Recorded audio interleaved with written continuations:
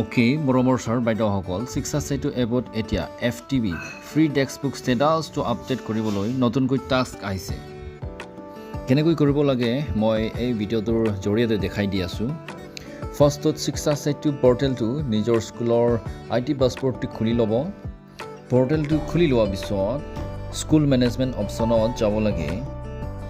তাৰপিছত FTB status update অপশ্যনত গৈ এড FTB বুটনত টিপি দিব। তাৰপিছত কিছুমান option medium class and section আৰু টেক্সটবুকৰ নামটো লিখি দিব। ৰিচিপ্ট অপশ্যনত কিমানটা বুকছ ৰিচিভ কৰা হ'ল ভৰাই দিব। ডিষ্ট্ৰিবিউশ্যনত কিমানটা বুকছ ডিষ্ট্ৰিবিউট কৰা হ'ল লিখি দিব।